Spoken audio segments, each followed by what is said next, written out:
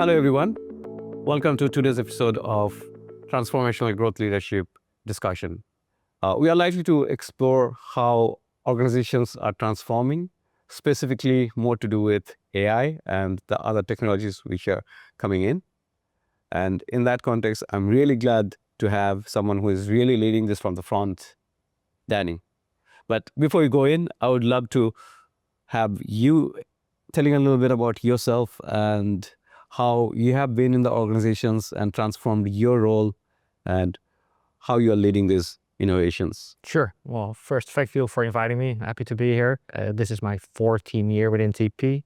I've got a background in innovation, product transformation, and technology.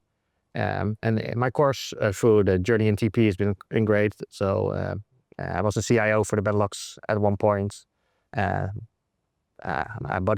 although my passion was more business IT, so more the business side of things. So over time, that slowly transformed to a transformation position. And then I became the transformation lead for the EMEA region. And very early on, I picked up the vibe for AI, got into a connection with OpenAI before OpenAI was cool, and playing around with like early versions of the generative pre-trained transformer. And out of that, we basically grown our AI proposition. And we're now in a very exciting time where we went from generative AI now to agentic AI. So there's a lot of exciting things going on in the CX industry. Awesome. Now, you mentioned transformational a couple of times as well. And this is, of course, a transformational growth leadership conversation. So I would love to hear from you. What do you mean, what comes to your mind when you hear transformational growth? Yeah. Right. And so perhaps you can share this from two different perspectives. One is, of course, what does it mean for Teleperformance? And the other is, what does it mean for the client? Sure. If you look at Teleperformance, I think over the course in the journey that we have, we've always been able to adapt to pivotal changes in the world. Right, it started very early on in 2000 when we started investing into the offshoring models, making sure that we can service from abroad. Then we obviously had the rise of digital, so there was a lot of change there that we had to pick up. Then we had the analytics curve that we did. Then we had the chatbot curve. Then we had the automation curve with RPA. And then obviously the last couple of years, it's all about Gen AI and how that transforms our business. And I think it's a good thing, right? Because if you look over time, the amount of interactions are still growing in the age of today. And if you don't do anything with technology or even like methodology like Six Sigma, it will be an endless growth, and our clients wouldn't be able to afford that. But the transformation on the client side, I think, is a bit different. I think the most difficulty for clients, what transformation does is it raises the expectations of your customer, meaning that if you don't transform yourself, your customers have options. So but at the same time, probably customers as well, the expectations are going higher. Exactly. For us, it's actually the same as well, right? They expect us as a CX leader that we take the lead to do this type of transformation. That's so far what we're always trying to do, to set the example and the pace in the industry of what you can expect from these new technologies. Mm-hmm. And when you're talking about these new technologies, how does it work internally for TP? Because again, you are bringing in technology to get better at what you guys do. And then again, translating some of those, actually not some of those, probably everything for the customers, right? Or their end customers. So how does this whole process work in terms of bringing new technology? How actively you are looking at things? Can you talk a little bit about that? Sure. I think if you look how that works in a global mammoth that we are, obviously we see more top-down innovation. So that's more directional. So obviously what you see today is that there's a lot of push on AI. So I'm part of the global team, or leading global team for AI. So that's where I sit in.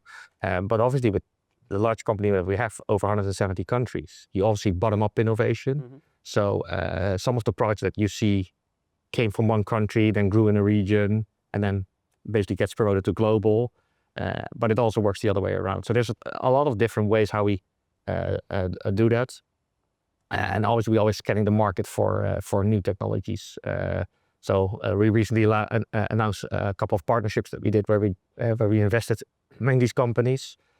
So I would say, and it's different. If we look at where the potential in the startups, but also where do we see proven technology transforming themselves as well and creating new opportunities that we can benefit from. So would it be your team who is really looking after like what are the new emerging area when it comes to technologies, or also not only that, but how can this technology be brought in the organizations and eventually creating a different sort of solutions for your client? Is that how you're looking at? Yeah, well, from a governance practice, there's a different thing. So I would say one of the main contributors is the product teams.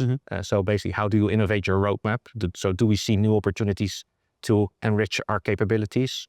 And then we have a team we call the innovation working group. So basically, what they do is they keep scanning where we have gaps in our propositions and scan the market for where we can find partners to close those gaps. And obviously, we're a big company. There's a lot of relationships in the market. And although the CX industry is very big, it's one big happy family. So there's also a lot of through connections where we get to speak to new startups or technology providers that can bring something valuable to the market.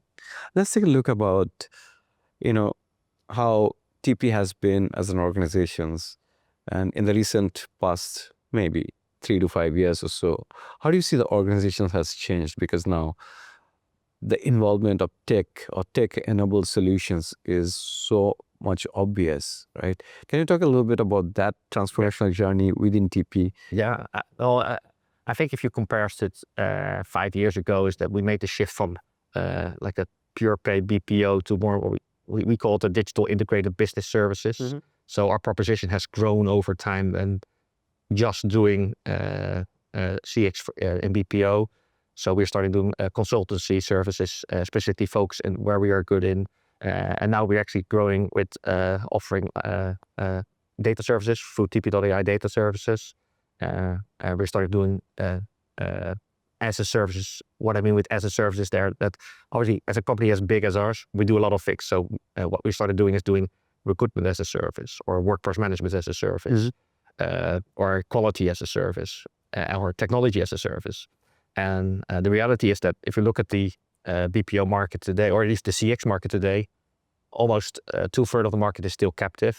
And there's reasons why those clients don't want to outsource that work, but they do want to benefit from services that an experienced company as us is doing, and there's that market for us to do all those type of services for them. And do you see that, doing this is kind of changing the way you have relations with customers, I mean the clients and the organizations? Their expectations is already differently.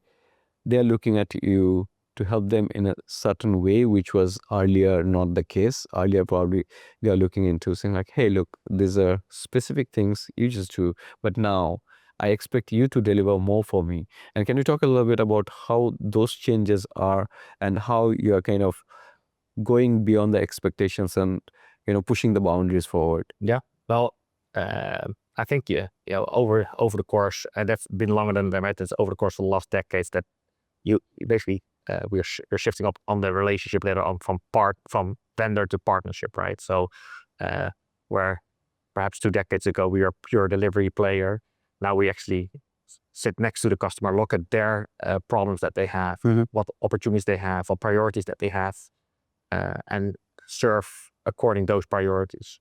I think with our recent platform that we launched, TP.ai FAB, our foundational AI backbone, I think that's one of the differentiators that we bring is that if you look at where maturity of the technology sits today, I think a lot of tech players can solve a problem from A to B.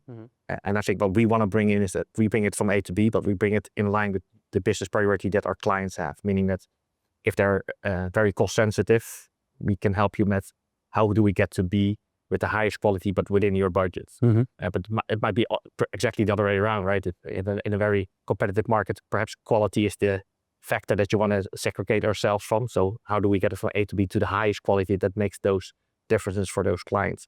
And I think that's where FAB actually shines, is to almost tailor it for the clients, but also for their customers. Let's double tap on TP.ai FAB, right? Is that the approach, the framework for TP to adopt AI and bringing into modular kind of approach for clients' problem solving, and you are just helping them to get the outcome. And in that context, I also heard something that, look, the way you guys are looking into the whole AI adoption is about orchestrated intelligence. Can you help me understand a little bit more so that, our listeners also get to understand really well? Sure. So let's start with AI. So over the last couple of years, the rise of the rise of AI is undeniable. It's there, and it became also for us from a governance perspective very difficult to maintain because AI was everywhere. So now with the release that we do with TP.ai FAB, all that AI solutions and capabilities roll up into one organization. So we're bundling all those capabilities inside the platform, so we can basically, what you said, modular and composable. So we basically can pick and mix all those capabilities where we see them fit to reach those outcomes that our clients desire. And that's why we came up with the phrase for orchestrated intelligence. So I think slowly we're heading to an age that AI is the new reality, and they can play a big part in getting to those outcomes. But the other reality is that there's also a lot of issues or problems that AI cannot solve, and therefore there's the human bit. So we have artificial intelligence and we have human intelligence, and we basically orchestrate the intelligence to get to those outcomes. And I think orchestration is also a very broad term, and especially in our industry or in the technology industry, people naturally think about technical orchestration. And what we mean with orchestrated intelligence is orchestrating those outcomes. So that example that I gave earlier from A to B, that's in my eyes orchestrated intelligence, because we align together with the client saying, what do you want to achieve? And then through our brain in the heart of FAB, which we call the orchestration layer, we get to those outcomes based on the priorities that you have in line with the expectations of your customers. Fantastic. And so you're saying this TP.ai FAB is kind of framework for you to bring the AI solutions. Now, everyone in the market, they're trying to create some sort of differentiation, and they want to say like, look, I am a little different. I'm doing better than someone else, whoever is in the market, right? And everyone is having to force their way to show that differentiation. Can you help us understand how TP's initiative is different from the other vendors, whether it's from the principal tech vendor themselves, or the BPO providers, or even the IT services companies? That's a very good question. So the way how I look at it, I think there's three factors that play into to this. So obviously the technology is there, but the quickly how this technology is evolving, it's hard to keep a unique edge there because the technology is out there for everyone to use. So what we bring to the table is first the people. We are a people company still, right? We're close to we're over 490,000 people. So we've been doing a lot in the last 2 years to educate those people on AI. So currently we have over 65,000 people already trained and using AI, and that number is still growing. But also AI still needs human judgment, human oversight, and well, we inside TP.ai FAB, we can provide that with the human in the loop. We have a lot of experience there. I would say the forming of TP.ai data services is helping there. I think what's happening there is that you see almost like a natural evolution from the trust and safety business that we had that also was already doing a lot of data management services with labeling and annotation. And now we're bringing that beyond, so we can offer that as a separate service for our clients. But also we are ourselves biggest clients because we're using that inside our operations. And last but not least, we bring 4 decades of very deep vertical experience. And I think that's where I see a lot on the technology players that you see in the market. Obviously, I speak to a lot to see what for solutions are out there. Is that I see a lot of times there's a lack of understanding on both horizontal, but also on the vertical piece. So they really need a player like TP to enable that technology with those processes and that knowledge to get to the value and the outcomes that our clients desire.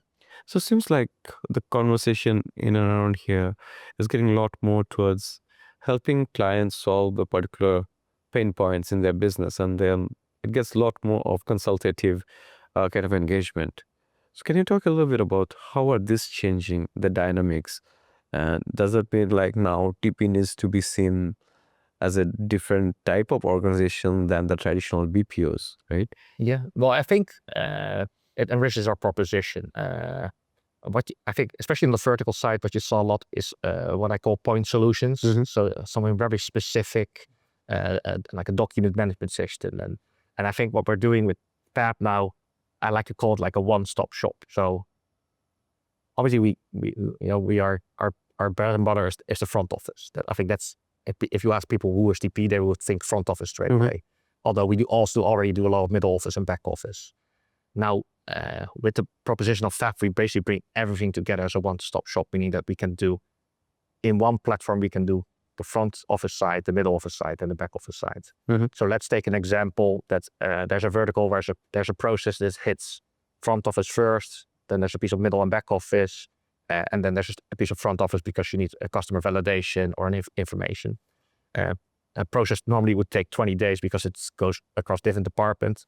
Now within FAB, we can define that process and we can probably bring that back to 5 days because the request comes in on the front office, then we take that request, we send it to our vertical blueprint layer where it will actually process that back office process. It will hand it back to the front office again, reach out to the customer, and then we can do it in one go with the same people for the same cost that you had before. So you're getting even more out of the benefits of the people that were in the past just doing your front office side are now part of that whole process.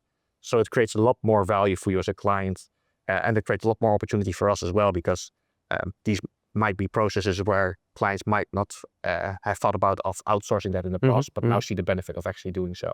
Okay.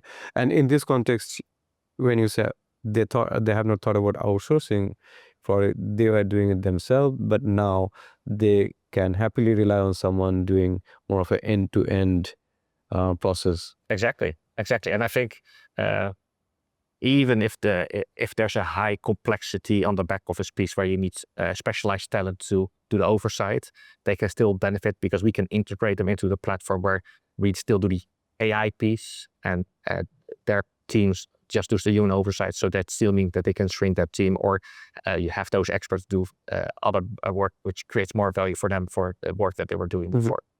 Can you help me understand this, right? In this whole context, when you're saying like getting better in terms of getting things done, we're always talking about the efficiency and the productivity and all of that. And where does the automation fits in here? And what are the kind of conversations you want your clients to remember that, look, when they hear TP.ai FAB, okay, this is what it does. Yeah, that's a very good question. So in the end, if you look at the technology, I think the biggest two things in the generative AI or the generative pre-trained transformer is it lacks two things in my view. It lacks controllability and reliability.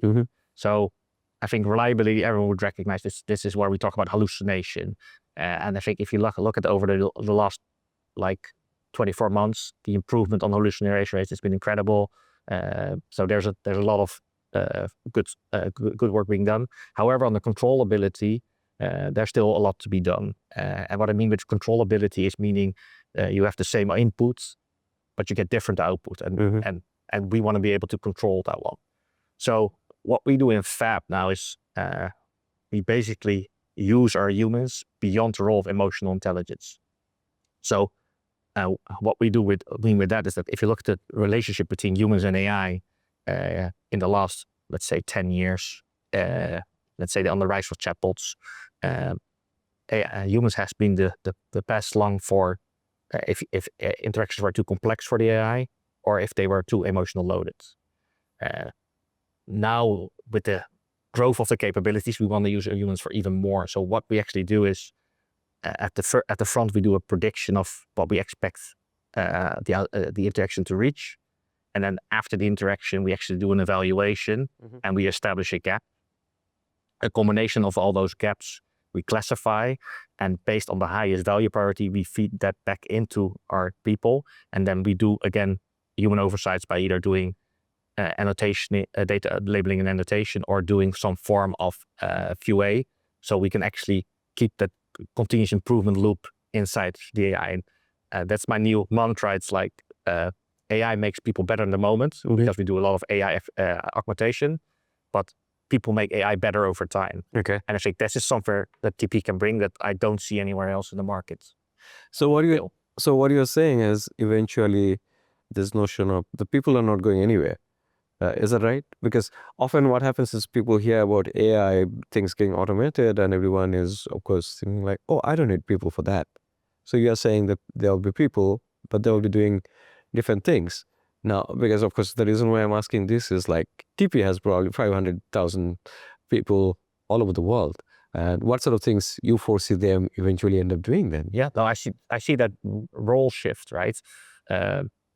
And one of the risks that I see is that if AI picks out all the low-hanging fruits, it means that the human expert is dealing with complex and high emotional situations all of the time, which is also putting a constraint on the human because I would say for the last decades, we've always been looking at how can we remove the repetitive work. But the reality is that for an expert, it's also nice to have some like light breather calls like that you can almost do without thinking, right? Yeah. It's just like you do that on routine. If you're just doing those complex work, it also almost changes the profile because you need a much more heavier loaded profile than you did in the past. And now what we are seeing is my expectation is that you see the amount of time that they spend on live interactions will go down, but that the work they will do to make the AI better will go up. And that also means that we have to look at new performance indicators because the traditional ones will probably not cut it anymore because how do we score these people on doing a good job on making the AI better? So this is an evolution that we still have to go through, but I think there you see a big role for the humans to make sure that the AI keeps delivering. Because the reality is also that the world is changing. So I can make an AI to handle all intents today, but that means that tomorrow I might already have an issue because there's new product, new process. And also customer behavior is changing all of the time. Because also there we have the reality that we have a lot of customers say, I want to speak to a human, please. And therefore we can, brands that say, they will say, I'm going to go 100% for automation. I don't think it will stick. This is when I see like when in TP you have this mantra of AI and EI. Can you talk a little bit how that two comes together and balance? And you also kind of mentioned earlier about the controllability. So the clients actually is able to control the outcome of every interactions in some way. Exactly. Well, we did have, we've been pushing down on emotional intelligence way before AI was a thing. Because if you look at, for me, the definition of true good CX, it's how it makes the customer feel. And that's where emotional intelligence comes in because if you have that interaction and after that interaction you feel good, I think that's the best results you can achieve. Let me give you an example. You've missed your flight and you reach out. Me as an expert, there's nothing I can do for you because you missed your flight. There's nothing in my control that can get you on the flight. At that point, it stops being managing the interaction on the solution.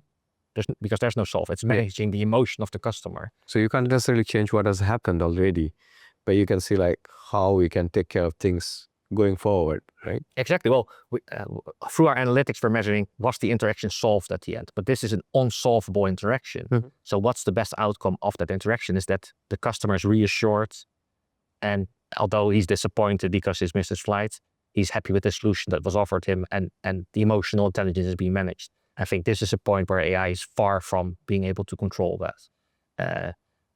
But in the end, I would say emotion is all about authenticity. So if you have that human connection, that creates that feeling and makes you feel good at the end. Awesome. Let me touch on a couple of other things in terms of what I've heard and seen in the recent times, that TP is doing a lot more things, which is not so-called the traditional way of looking at things when it comes to technology. You did mention about TP.ai FAB, and within that, you also mentioned something about technology as a service. And so let's talk about data services, another one. Yeah. So let's talk a little bit about them. So sure. So like I said, TP.ai data service for me is more like a natural evolution that we've done from our trust and safety business.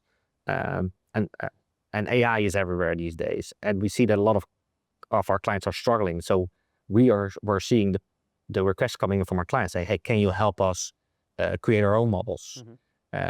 And because we were already doing that for ourselves or for the business, it's something that we saw as, hey, this is actually an opportunity that we can embrace because we have the experience, we have the technology. So we're slowly growing that business. It's already a very big P&L for us through what we've been doing in the past. But I think growing that through the existing client base is a very good way to enable that. And also from the outside market. So even client prospects or that are not even our clients are willing to do these services with us. If you're about technology as a service, I think the benefit that we have of being such a, you said yourself, right, the 500,000 people is we're doing a lot of technology for TP itself. So if we're talking about cloud or contact center as a service or security, these are all things that we've been doing at scale, where we're very experienced in, and that we now leveraging to do for either existing clients, but also for companies that we've never worked for before. So I think the CCaaS is the one that's growing the fastest, which is very logical because, well, we have so much experience. We have so much experience there. But also things like cloud is very interesting for companies. And I would say it's a very mature market. So usually all the big players in the markets are RC, but there's a very big market underneath there that are can profit from our capabilities. Now, there are already existing relationships some of your clients may already have with IT service management organizations. And now here, your expectation is some of them probably think of you in that direction that, hey, look, these are things I'm doing with someone else. And I don't know whether it's from the consolidation perspective or it should be just from the perspective of, hey, TP does this as well, and perhaps they can deliver better because they understand my other things. Is there some sort of approach you're taking so that they understand your value proposition in this, let's say, newer areas outside the wall, outside the TP world, right? Well, yeah, I think you're completely right, and I think that's we have to also let everyone know that we're doing this, right? So we have over 1,500 clients, so that's a very good starting point. Where through the existing relationship that we have, we are opening doors to other decision makers inside their companies to say, hey, can you introduce us to the CIO or the CDO or even the chief AI officers? And that creates a new relationship and making them aware of the proposition that we're offering and the benefits that we have. And I would say that the lowest hanging fruit there is anything that has already a connection with the CX play, because it becomes, just like I mentioned before, with the one-stop shop, it creates very easy enablers for our clients. So with all these new things, and you definitely coming from a background of a very strong background in CX BPO, and now seems like you also want the organizations, the client prospects to see you in a different light, right? So can you, if you have to just summarize, and then it's like, look, I hear what you're saying, and this is what I should take away when I'm thinking about my next relationship with, I don't want to say like an outsourcing companies, but when I'm working with an external expert, the partner network, and then, hey, this is why TP is different. And how do you want those organizations to remember TP as? The way how I looked at TP with the experience that I have is that we are very close to our clients. So we tend to drill quite deep to understand what our clients need, and are very passionate about solving those needs. I think that's the reason why we built FAB for the outcome-based orchestration, because we know that there's no clients that are the same and equal. So that the type of personalization that our clients are demanding for their customers, that's basically also how we are treating our clients. So working with TP is making sure that you have a partner next to you that understands you, understands your problems, knows how to solve your problems, and has proof that they've solved those problems before with companies like you. And earlier you kind of mentioned that everything going as a service, right? Does it also mean that businesses working with you, they can expect outcome as a service, and then the contractual obligation is in and around that? Is that something you're actually definitely. I think I like that phrase, outcome as a service. I've never heard that before, but yes, I definitely. So we already started doing like revenue as a service, But outcome as a service, I think, I'm probably going to steal that from you. Thank you very much. Cool. So this is interesting because that also kind of changes the dynamics, that the way people have been looking at partnering with the outsourcing service partners and taking advantage of the expertise. But at the same time, probably they were always thinking about the effort side, right? And how much effort it takes, and therefore is being charged for that. And I really see that shift. And this is where we also think that there's plenty of opportunity for us as an industry to transform, put the focus more on what it achieves rather than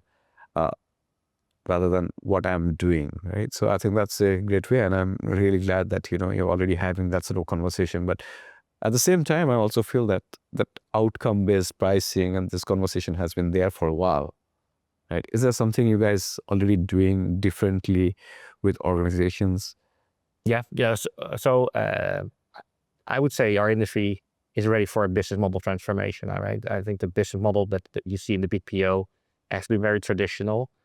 So I would say, yes, we are going the direction that you're mentioning, but there's a lot of preaching, I would say, or education that we have to do with our prospects and clients, and they're the procurement departments to show them what the benefits are of going to these new models. But the models that you're mentioning, I would say that's the future that we're heading for. I don't see the traditional models going on for another 2 decades, because if you look at what this technology does, it will not work. Those models will not work with the traditional models that we are using today.